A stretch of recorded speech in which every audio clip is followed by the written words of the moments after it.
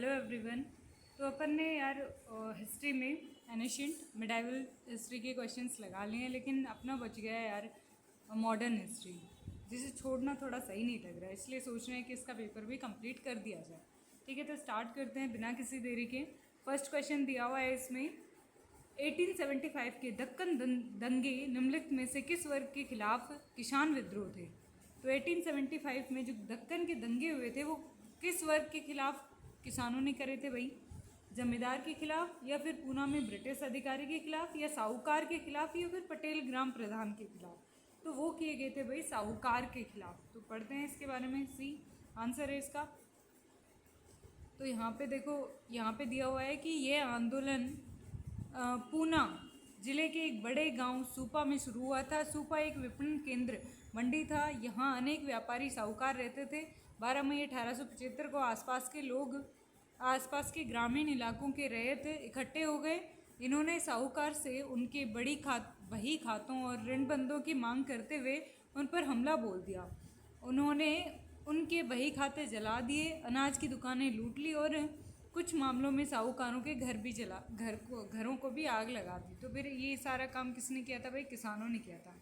Next question आता है, नमक मार्च पहली राष्ट्रवादी गतिविधि थी जिसमें महिलाओं ने बड़ी संख्या में भाग लिया था। निम्नलिखित में से किसने महात्मा गांधी को विरोध को केवल पुरुषों तक सीमित न रखने के लिए राजी करने के लिए महत्वपूर्ण भूमिका निभाई थी? तो भाई नमक मार्च पहली राष्ट्रवादी गतिविधि थी जिसमें महिलाओं ने बड़ी संख्या में भाग लिया। ये बात बिल्कुल सही है। किसने महात्मा गांधी को विरोध को केवल पुरुषों तक सीमित न रखने के लिए मनाया था? तो भाई इसमें स्त्रियां भी शामिल हो, ऐसा तो कमला देवी चट्टोपाध्याय जी ने कहा था। पढ़ते हैं इनके बारे में। देखो यहाँ पे लिखा हुआ है, समाजवादी कार्यकर्ता कमला देवी चट्टोपाध्याय ने गांधी जी को समझाया कि वे अपने आंदोलन को पुरुषों तक सीमित न रखें। कमला देवी खुद उन असंख्य औरतों में से एक थी जिन्होंने नमक और शराब कानूनों का उल्लंघन करते हुए सामूहिक गिरफ्तारी दी थी। नेक्स्ट क्वेश्चन है, स्वतंत्रता सेनानी कनकलता बरुआ ने किसमें भाग लेते हुए अपने प्राणों की आहुति दी थी? रोलेट सत्याग्रह, या फिर असहयोग आंदोलन, या सविनय अवज्ञा आंदोलन, या भारत छोड़ो आंदोलन? तो भाई कनकलता बरुआ ने दी थी भाई सविनय अवज्ञा आंदोलन के टाइम, शायद नहीं यार, भारत छोड़ो आंदोलन के टाइम। बरुआ बहुत हुआ, भारत छोड़ दो आप अंग्रेजों। ठीक है यार, थोड़ा कैसे भी याद कर लेना।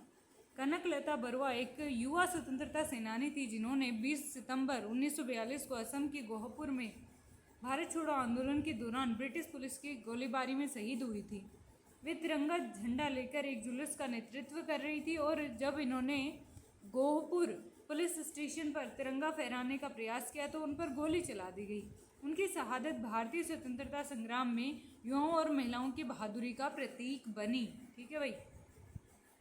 नेक्स्ट क्वेश्चन है, कॉर्नवालिस द्वारा राजस्व संग्रहण के संदर्भ में निम्नलिखित कथनों पर विचार कीजिए। राजस्व संग्रहण के रैयतवाड़ी बंदोबस्त के अधीन किसानों को फसल खराब होने या प्राकृतिक आपदाओं की स्थिति में राजस्व भुगतान में छूट दी गई थी। कैसे दे दें? बिल्कुल नहीं। बंगाल स्थायी बंदोबस्त के अधीन यदि जमींदार नियत तिथि पर या उससे पहले राज्य को राजस्व का भुगतान करने में विफल रहता तो उसे उसकी जमींदारी से हटा दिया जाता है। ये बात तो सही है भाई। सेकंड स्टेटमेंट तो बिल्कुल सही है। अब यार इतनी बड़ी भाई क्वेश्चन में देख लो, ठीक है, आराम से रैयतवाड़ी मालवाड़ी पढ़ लेना।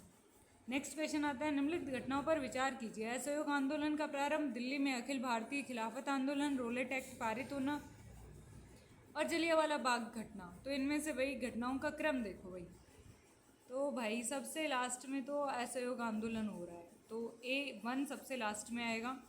रोलेट एक्ट जलियांवाला बाग हत्याकांड से पहले हुआ, तो मतलब 4-3, यानी अपने पास 3 के बाद 4 आएगा। 3 के बाद 4 किस में आ रहा है?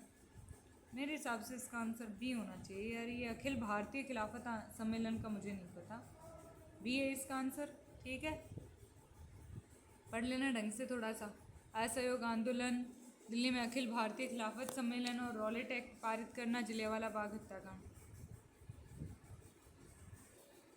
नेक्स्ट क्वेश्चन है, निम्नलिखित में से कौन सा असहयोग आंदोलन के कार्यक्रम का हिस्सा नहीं था? कांग्रेस संगठन को गांव और मोहल्ला स्तर तक पहुंचाना था, सरकार से संबद्ध किसान स्कूलों और कॉलेजों का बहिष्कार, ये बात तो सही है।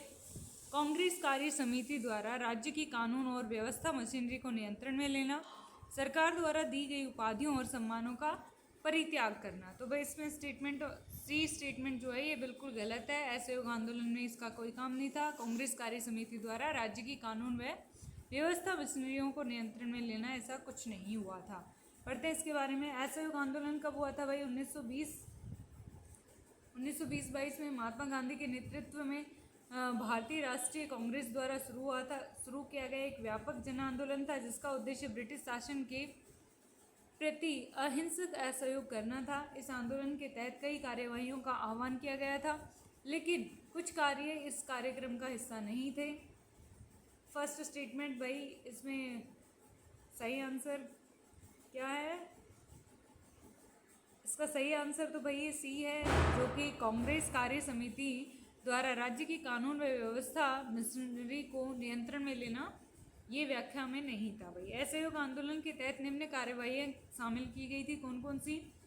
सरकारी स्कूलों और कॉलेजों का बहिष्कार, सरकारी उपाधि और सम्मानों का परित्याग, और कांग्रेस संगठन को गांव और मोहल्ला स्तर तक पहुंचाना। तो ये सारे स्टेटमेंट सही हैं, लेकिन राज्य की कानून और व्यवस्था मशीनरी को कांग्रेस कार्य समिति द्वारा नियंत्रण में लेना असहयोग आंदोलन का हिस्सा नहीं था, क्योंकि असहयोग आंदोलन का उद्देश्य सरकारी तंत्र को बाधित करना था, न कि उसे अपने नियंत्रण में लेना। Clear?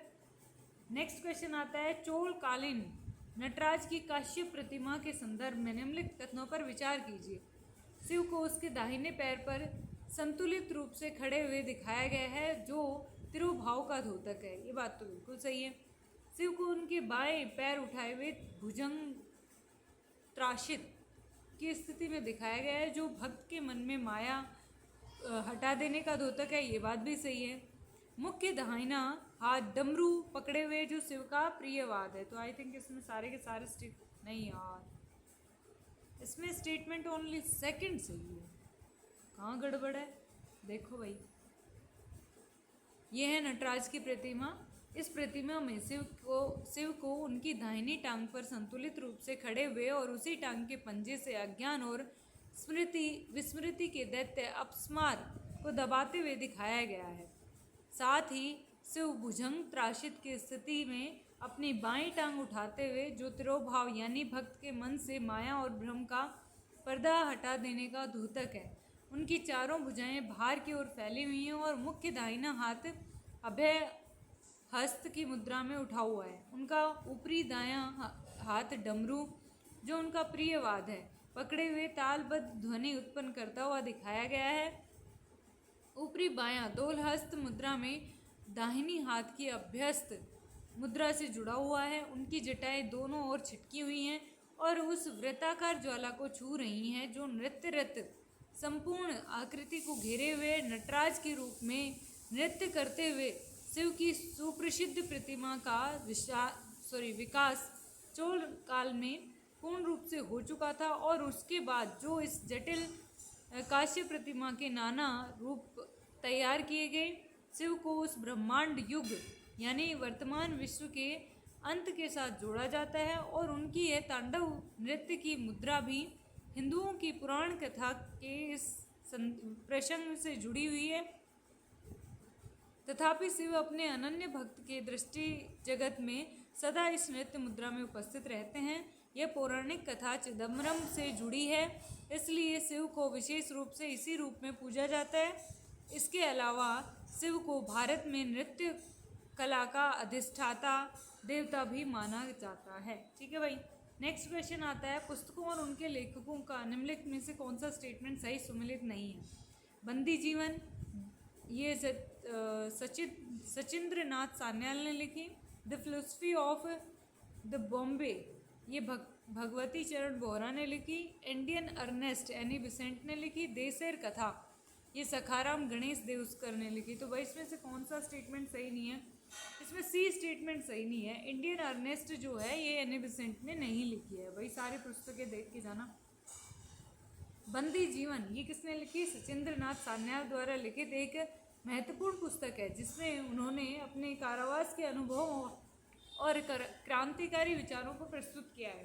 The philosophy of the Bombay Bhagwati चरण बोहरा द्वारा लिखी गई एक क्रांतिकारी पुस्तक है जिसमें उन्होंने सशस्त्र क्रांति की आवश्यकता को स्पष्ट किया है। इंडियन अर्नेस्ट वैलेंटाइन चिरोल द्वारा लिखित पुस्तक है, न कि एने बिसेंट द्वारा। इस पुस्तक में भारत में ब्रिटिश शासन के खिलाफ बढ़ते असंतोष का विश्लेषण किया गया था। एने बिसेंट भारतीय स्वतंत्रता संग्राम में सक्रिय थी, लेकिन यह पुस्तक उन्होंने नहीं लिखी थी। देसेर कथा जो है सखाराम देउस्कर, गणेश देउस्कर ने लिखी थी। नेक्स्ट क्वेश्चन आता है, लचित बोरफुकन के बारे में निम्नलिखित में से कौन सा स्टेटमेंट सही है? वे अहोम बल के जनरल थे। वे सराय घाट के युद्ध में अपने नेतृत्व के लिए जाने जाते थे और राष्ट्रीय रक्षा अकादमी के सर्वश्रेष्ठ कैडेट को लचित बोरफुकन स्वर्ण पदक दिया गया था। तो भाई इसमें कौन से स्टेटमेंट सही हैं? सारे स्टेटमेंट ही सही है। वो अहोम बल के जनरल भी थे, सरायघाट युद्ध में अपने नेतृत्व के लिए जाने जाते हैं, राष्ट्रीय रक्षा अकादमी के सर्वश्रेष्ठ कैडेट को लचित बोरफुकन स्वर्ण पदक भी दिया गया था। पढ़ते हैं इसके बारे में। देखो, लचित बोरफुकन जो 1622 से 1672 अहोम साम्राज्य के एक प्रतिष्ठित सेनापति थे। उन्होंने अहोम सेना का बोरफुकन सेनापति नियुक्त किया गया और उन्होंने मुगलों के खिलाफ असम की रक्षा करी। वे सरायघाट के युद्ध में अपने नेतृत्व के लिए जाने जाते हैं। सरायघाट का युद्ध 1671 में अहोम साम्राज्य और मुगलों के बीच लड़ा गया था। लचित बोरफुकन ने इस युद्ध में असम की सेना का कुशल नेतृत्व किया, ब्रह्मपुत्र नदी पर मुगलों को पराजित किया। राष्ट्रीय रक्षा अकादमी के सर्वश्रेष्ठ कैडेट को लचित बोरफुकन स्वर्ण पदक दिया जाता है। ये बात बिल्कुल सही है। लचित बोरफुकन स्वर्ण पदक भारतीय सेना में अधिकारियों के प्रशिक्षण के दौरान एनडीए के सर्वश्रेष्ठ कैडेट को दिया जाता है। नेक्स्ट क्वेश्चन आता है, निम्नलिखित ऐतिहासिक घटनाओं पर विचार कीजिए। गांधी इरविन समझौता, दूसरा गोलमेज सम्मेलन, बारदोली में किसान आंदोलन और खेड़ा में किसान आंदोलन। तो दूसरे गोलमेज सम्मेलन में गांधी जी ने हिस्सा लिया था। क्यों? क्योंकि पहले वो गांधी इरविन समझौता हुआ था। तो भाई पहले इरविन समझौता आएगा, फिर उसके बाद 2 आएगा। तो ऐसा तो सब में दे रखा है, लेकिन इनमें सबसे पहले भाई खेड़ा का किसान आंदोलन हुआ था, फिर बारदोली का किसान आंदोलन हुआ था, फिर उसके बाद गांधी इरविन समझौता और दूसरा गोलमेज सम्मेलन हुआ था। पढ़ते हैं इसके बारे में। घटनाओं का सही कालानुक्रम है ये। खेड़ा में किसान आंदोलन 1918 में हुआ। खेड़ा गुजरात में किसानों ने अकाल और महामारी के कारण लगान कर में छूट की मांग करी थी और महात्मा गांधी, सरदार पटेल और अन्य नेताओं के नेतृत्व में यह आंदोलन हुआ था। बारदोली में किसान आंदोलन 1928 में हुआ था। सरदार वल्लभ भाई पटेल के नेतृत्व में गुजरात के बारदोली में किसानों ने कर वृद्धि के खिलाफ आंदोलन किया। यह आंदोलन सफल रहा और सरकार को कर वृद्धि वापस लेनी पड़ी। गांधी इरविन समझौता 1931 में मार्च 5 को हुआ था और सविनय अवज्ञा आंदोलन को समाप्त करने के लिए महात्मा गांधी और लॉर्ड इरविन के बीच में यह समझौता हुआ था। इसके तहत गांधी जी ने सविनय अवज्ञा आंदोलन स्थगित किया और ब्रिटिश सरकार ने कुछ रियायतें दी। दूसरा गोलमेज सम्मेलन 1931 में हुआ था, 7 सितंबर से 1 दिसंबर तक। गांधी जी ने इस सम्मेलन में कांग्रेस का प्रतिनिधित्व किया। यह सम्मेलन लंदन में हुआ, लेकिन कोई ठोस परिणाम नहीं निकला। नेक्स्ट क्वेश्चन आता है, यूनियनिस्ट पार्टी के बारे में निम्नलिखित में से कौन सा स्टेटमेंट सही है? यह पंजाब में भूमिधारियों के हितों का प्रतिनिधित्व करने वाली एक राजनीतिक पार्टी थी। ये भारत का विभाजन, भारत और पाकिस्तान करने के विचार के विरुद्ध थी। वही इसमें दोनों ही स्टेटमेंट सही हैं। पढ़ते हैं इसके बारे में। देखो यार, यूनियनिस्ट पार्टी पंजाब में हिंदू, मुस्लिम, सिख, भूस्वामी के हितों का प्रतिनिधित्व करने वाली राजनीतिक पार्टी थी। यह पार्टी 1923 से 47 के बीच में काफ़ी ताकतवर थी। ठीक है, और ये भारत पाकिस्तान के जो विभाजन था उसका इन्होंने बहिष्कार भी किया था। पढ़ते हैं इसके बारे में। विरोध भी किया था। यह पंजाब में भूमिधारियों के हितों का प्रतिनिधित्व करने वाली एक राजनीतिक पार्टी थी। यूनियनिस्ट पार्टी 1923 में पंजाब में बनी थी। इसका मुख्य उद्देश्य भूमिधारी वर्गों यानी जमींदारों, किसानों और ग्रामीण समुदायों के हितों की रक्षा करना था। इस पार्टी में हिंदू, मुस्लिम, सिख सभी समुदायों के सदस्य थे। फजल ए हुसैन, सिकंदर हयात खान और खिजर हयात खान तिवाना उसके प्रमुख नेता थे। यह भारत का विभाजन, भारत और पाकिस्तान करने के विचार के विरुद्ध थी।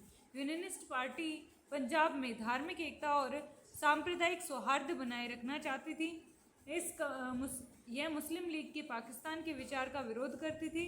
खिजर हयात खान दिवाना ने 1940 के दशक में पाकिस्तान की मांग का कड़ा विरोध किया था। 1947 में विभाजन के समय मुस्लिम लीग के बढ़ते हुए प्रभाव के कारण यूनियनिस्ट पार्टी कमज़ोर पड़ती गई और लास्ट में वो ख़त्म हो गई। नेक्स्ट क्वेश्चन आता है 1769 से 1770 के बंगाल का अकाल किसके कारण बदतर हो गया था भाई? टिड्डी दल के हमले के कारण, या चूहे के प्रकोप के कारण, या कर रोपण का उच्च स्तर के कारण, या चेचक महामारी के कारण? तो उस टाइम अकाल तो भाई कर रोपण का उच्च स्तर के कारण हुआ था। ये कर रोपण कौन करती थी भाई? कंपनी करती थी। ठीक है, आराम से पढ़ लेना तसल्ली से जब टाइम मिले। नेक्स्ट क्वेश्चन आता है सांची स्थित मूर्ति शिल्पों के बारे में निम्नलिखित में से कौन से स्टेटमेंट सही हैं? कुछ मूर्ति शिल्पों में साल भंजिका का प्रतिरूपण है। साल भंजिका की आकृति कमल पुष्पों और हाथों से घिरी हुई एक स्त्री द्वारा प्रतिरूपित की गई है। साल भंजिका का रूपायन बौद्ध विचारों से प्रत्यक्षता प्रेरित नहीं था। तो कौन से स्टेटमेंट इसमें सही है भाई? इसमें फर्स्ट और थर्ड स्टेटमेंट सही है, ये सेकंड स्टेटमेंट इसमें गलत है। साल भंजिका की आकृति कमल पुष्पों और हाथियों से घिरी एक स्त्री द्वारा प्रतिरूपित की गई है, ये बात बिल्कुल गलत है। ठीक है, नेक्स्ट क्वेश्चन पढ़ते हैं। अब आराम से पढ़ लेना इसको। ये है अपने पास साल भंजिका की मूर्ति। नेक्स्ट क्वेश्चन है वर्ष 1916 भारत के इतिहास में इसलिए महत्वपूर्ण है। कांग्रेस का लखनऊ अधिवेशन हुआ, कांग्रेस लीग समझौता हुआ, होम रूल लीग का बनना हुआ।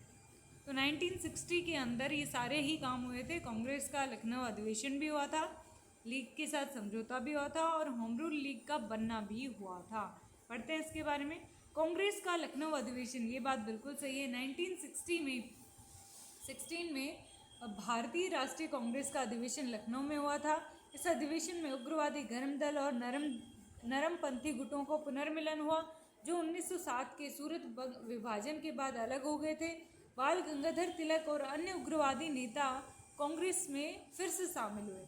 कांग्रेस लीग समझौता, लखनऊ पैक्ट, ये बिल्कुल सही है। 1916 के लखनऊ अधिवेशन में कांग्रेस और मुस्लिम लीग के बीच समझौता हुआ था। होम रूल लीग का बनना 1960 में बाल गंगाधर तिलक और एनी बेसेंट ने होम रूल लीग की स्थापना की। इसका उद्देश्य भारत में स्वशासन मांग को मजबूत करना था। ओके, नेक्स्ट क्वेश्चन आता है। अब आ गए भैया थोड़े करंट अफेयर्स से रिलेटेड। निम्नलिखित कथनों पर विचार कीजिए। प्रधानमंत्री फसल बीमा योजना के तहत कवर की जाने वाली फसलों खाद्य फसलें जैसे अनाज, बाजरा, दालें, तिलहन और बागवानी फसलें हैं। इसके लिए वार्षिक प्रीमियम खरीफ की फसल के लिए बीमा राशि का 1.5% है। इस योजना को वस्तु और सेवा कर द्वारा छूट प्राप्त है। भाई कौन सा स्टेटमेंट सही नहीं है? तो इसमें फर्स्ट स्टेटमेंट जो है ये सही नहीं है। प्रधानमंत्री फसल बीमा नहीं यार, पता नहीं, मतलब एक स्टेटमेंट इसमें सही नहीं है। कौन सा स्टेटमेंट सही नहीं है वो देखते हैं। देखो, PMFBY इसकी शुरुआत 2016 में हुई थी। मंत्रालय कौन सा था भाई? कृषि और किसान कल्याण मंत्रालय। कवर की जाने वाली फसलें कौन सी हैं? खाद्य फसलें, अनाज, बाजरा, दालें, तिलहन, बागवानी फसलें हैं। वार्षिक प्रीमियम खरीफ की फसलें बिना राशि का 2%, इसलिए सेकंड स्टेटमेंट गलत है भाई। 1.5% रबी के लिए है। बागवानी वाणिज्यिक फसलें बीमा राशि इनकी 5% है। PMFBY को वस्तु और सेवा कर से छूट प्राप्त है। ठीक है भाई। नेक्स्ट क्वेश्चन है, निम्नलिखित कथनों पर विचार कीजिए। भारत पोल पोर्टल इंटरनेशनल पुलिस का सहयोग प्राप्त करने के लिए बनाया गया है। ये एक ऑनलाइन पोर्टल है। भारत ने CBI को इंटरपोल का राष्ट्रीय केंद्रीय ब्यूरो घोषित किया है। भारत इंटरपोल के संस्थापक सदस्यों में शामिल नहीं है। भाई कौन सा स्टेटमेंट सही है? इसमें C आंसर है, यानी 1 और 2 सही पूछ रहे हैं तो 1 और 2 सही है। भारत पोल पोर्टल इंटरनेशनल पुलिस का सहयोग प्राप्त करने के लिए बनाया गया एक ऑनलाइन पोर्टल है, ये बात सही है। और भारत इंटरपोल के संस्थापक सदस्यों में शामिल नहीं है, ये स्टेटमेंट भी सही है। पढ़ते हैं इसके बारे में। भारत इंटरपोल के संस्थापक देशों में से एक है। भारत के केंद्रीय गृह मंत्री ने भगोड़ों का पता लगाने और तेजी से अंतर्राष्ट्रीय सहायता उपलब्ध कराने के लिए भारतीय अन्वेषण एजेंसियों की दक्षता बढ़ाने हेतु भारत पोल पोर्टल लॉन्च किया है। भारत पोल पोर्टल केंद्रीय अन्वेषण ब्यूरो सीबीआई द्वारा विकसित एक केंद्रीय और राज्य एजेंसियों को रियल टाइम जानकारी साझा करने के लिए अंतर्राष्ट्रीय आपराधिक पुलिस संगठन इंटरपोल से जुड़ने की सुविधा प्रदान करता है तथा यह पिछली प्रणाली को प्रतिस्थापित करता है जिसमें केवल सीबीआई तक पहुंच प्राप्त है। भारत पोल साइबर अपराध, मादक पदार्थों की तस्करी और मानव तस्करी जैसे बढ़ते अंतर्राष्ट्रीय अपराधों को निपटने के लिए अंतर्राष्ट्रीय सहयोग को प्रभावी रूप से समन्वित करता है। यह पोर्टल रेड नोटिस और अन्य इंटरपोल नोटिसों से संबंधित कार्यवाही को तेज करेगा, जिससे क्षेत्रीय स्तर के पुलिस अधिकारियों के लिए अपराधों से निपटना सरल हो जाएगा। क्षमता निर्माण भाई, सीबीआई को भारत पोल के प्रयोग पर राज्यों को प्रशिक्षण देने और प्रभावी सुनवाई हेतु 3 नए आपराधिक कानूनों को लागू करने का कार्य सौंपा गया है। नेक्स्ट क्वेश्चन आता है इंटरनेशनल बिग कैट अलायंस के बारे में। 2023 में भारतीय प्रोजेक्ट टाइगर के 50 साल पूरे होने पर अक्सर भारत ने IBCA की शुरुआत की थी। भारत में बिग कैट की सभी 7 प्रजातियां पाई जाती हैं। संयुक्त राष्ट्र के सभी सदस्य देश IBCA के सदस्य बनने के लिए पात्र हैं। IBCA का मुख्यालय कहाँ पर है भाई? भारत में है। इसमें पूछे कि कौन सा स्टेटमेंट सही नहीं है, तो भाई इसमें देखते हैं यार कौन सा स्टेटमेंट सही नहीं है। देखो कौन सा सही आंसर है भाई? विकल्प है, क्योंकि भारत में प्यूमा और जैगवार नहीं पाए जाते हैं। शेष 5 बिग कैट्स की प्रजातियां यहाँ पर पाई जाती है, इसलिए सेकंड स्टेटमेंट सही नहीं है। सेकंड स्टेटमेंट था क्या? सेकंड स्टेटमेंट था भारत में बिग कैट्स की सभी 7 प्रजातियां। नहीं भाई, 5 ही प्रजातियां पाई जाती है, 7 नहीं पाई जाती। कौन सी नहीं पाई जाती? प्यूमा और jaguar. International big cat alliance IBCA आधिकारिक रूप से 23 जनवरी 2025 को भारत में मुख्यालय के साथ एक संधि आधारित अंतर सरकारी संगठन और अंतर्राष्ट्रीय विधिक इकाई बन गया। इंटरनेशनल बिग कैट अलायंस क्या है? परिचय भाई, IBCA का शुभारंभ प्रधानमंत्री नरेंद्र मोदी द्वारा वर्ष 2023 में प्रोजेक्ट टाइगर की 50वीं वर्षगांठ पर किया गया था और फरवरी 2024 में केंद्रीय मंत्रिमंडल द्वारा उसका औपचारिक अनुदान किया गया था। कार्यान्वयन भाई किसके द्वारा? IBCA की स्थापना पर्यावरण, वन व जलवायु पर्यावरण मंत्रालय के तहत राष्ट्रीय बाघ संरक्षण प्राधिकरण के माध्यम से की गई थी।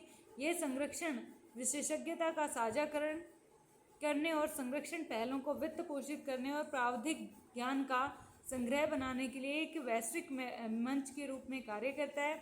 इसका उद्देश्य क्या है? इस पहल का मुख्य उद्देश्य बिग कैट की 7 प्रमुख प्रजातियों का संरक्षण करना है, जिसमें बाघ, शेर, तेंदुआ, हिम तेंदुआ, चीता, जैगवार और प्यूमा शामिल हैं। सदस्यता भाई, निकारागुआ गणराज्य, एवास्तिनी साम्राज्य, भारत गणराज्य, सोमालिया संघीय गणराज्य और लाइबेरिया गणराज्य ने IBCA रूपरेखा करार का अनुसमर्थन किया है। संयुक्त राष्ट्र के सभी सदस्य देश इसकी सदस्यता ग्रहण कर सकते हैं, जिसमें वे रेंज देश भी शामिल हैं जहां ये प्रजातियां मूल रूप से पाई जाती है, तथा वे नॉन रेंज देश भी शामिल हैं जो बिग कैट के संरक्षण में सहयोग करने में रुचि रखते हैं। नेक्स्ट क्वेश्चन आता है सारथी 1.0 पहल के बारे में। इसे सामाजिक न्याय और अधिकारिता विभाग और राष्ट्रीय विधिक सेवा प्राधिकरण ने लॉन्च किया है। इसका उद्देश्य जागरूकता सृजन, कानूनी सहायता और कल्याणकारी योजनाओं तक प्रभावी पहुंच को बढ़ावा देकर वंचित समुदायों को सशक्त बनाना है। तो भाई इसमें दोनों के दोनों स्टेटमेंट सही हैं, आराम से तसल्ली से बैठ के पढ़ लेना इसको। नेक्स्ट क्वेश्चन है वार्षिक भूजल गुणवत्ता रिपोर्ट 2024 के बारे में। इस रिपोर्ट को केंद्रीय भूजल बोर्ड के द्वारा तैयार किया गया है। दुनिया में भूजल का सबसे ज़्यादा इस्तेमाल भारत में होता है और भूजल की निकासी का 87% उपयोग कृषि कार्यों में और 12% घरेलू कार्यों में किया जाता है। इसमें भूजल निकासी की 3 श्रेणियां हैं। भारत में प्रमुख भूजल प्रदूषक नाइट्रेट, फ्लोराइड, आर्सेनिक और यूरेनियम हैं। तो भाई इसमें स्टेटमेंट 1, 2 और 4 सही है, थर्ड स्टेटमेंट इसमें गलत है। पढ़ते हैं इसमें भूजल निकासी की चार श्रेणियां हैं, सुरक्षित, अर्ध संकटग्रस्त, गंभीर और अतिशोषित, और बाकी सभी स्टेटमेंट इसमें बिल्कुल सही हैं, क्योंकि इसके अंदर क्या दिया हुआ था कि 3 ही श्रेणियां हैं, बल्कि टोटल कितनी है भाई 4 श्रेणियां। अब 2 क्या दिए हुए हैं इसमें, कॉम्प्रीहेंशन, आराम से बैठ के पढ़ना। अपना काम था अभी करंट अफेयर जीके को कंप्लीट करना। तो अपने पास अभी 2 पेपर और बचे हैं यार, यानी 40 क्वेश्चन और, कैसे भी करके ये 40 क्वेश्चन और कर लेते हैं, क्योंकि इनमें ना करंट बेस्ड क्वेश्चन है, 2025 में आए हुए CDS के क्वेश्चन है, CAPF मतलब CDS के और जियो साइंटिस्ट के PYQs सब कुछ इंक्लूडेड है, काफ़ी अच्छे हैं। चलो okay, bye bye, take care.